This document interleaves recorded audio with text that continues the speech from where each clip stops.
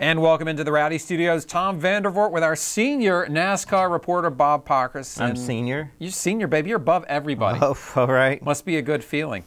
Just like Danica Patrck, running in the top 15 at Chicagoland. The Cup guys are off, so the nationwide guys, and Danica had a little spotlight here. How do you think she did Chicagoland? She did all right. Yeah. I mean, she's been doing what she's been doing on.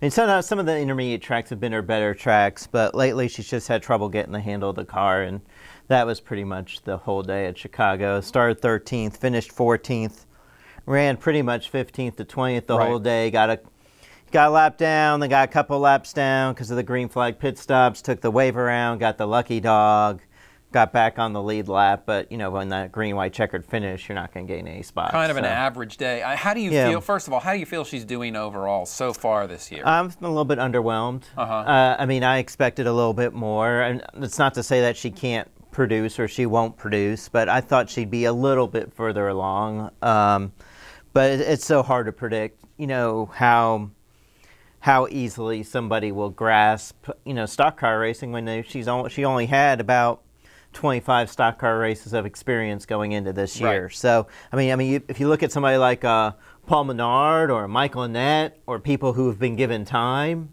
you know, they seem to get it, but it's a little bit gradually, and this is obviously something that's taking gradually. And I always feel like if someone's going to be a superstar, you see some flashes. You might not see the consistency, but you see some flashes. I don't know if we've seen that from her, but one other question I have from you is this whole idea of driving a loose race car. It's something she's brought up a couple times. She felt her car was too loose at Chicagoland.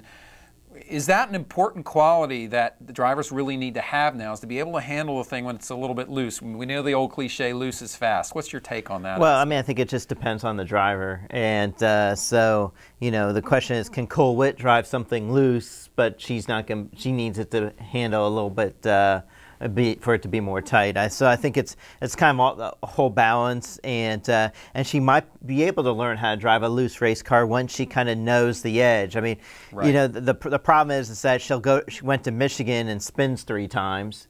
So you're like, well, yeah. So you've hit that edge. So now you're at a place, another intermediate track like Chicagoland, and you're gonna say, well, you know, maybe I'm gonna not get to that point. Right, and you got to know, I mean, being able to get so close to the edge is really pretty much the entire trick of driving these things. Sure, you know, and how deep to run it into the corner and what type of line you're going to take. They start going back to some of these tracks a second time in about 3 or 4 weeks. Yeah, so I think once you get to Bristol and Bristol a second she got a couple road courses coming up. Richmond a second time, Dover a second time, you know, Kansas a second time. You know, so they'll definitely have some time. Iowa, I think, a second time. Kentucky, a second time. So I think those races will be the ones where you can tell, you know, hey, you know, how much better is she getting? Is she really making progress? I agree with you, Bob. All right, for Bob Pockrass, Tom Vandervoort from the Rowdy Studios. We'll see you next time.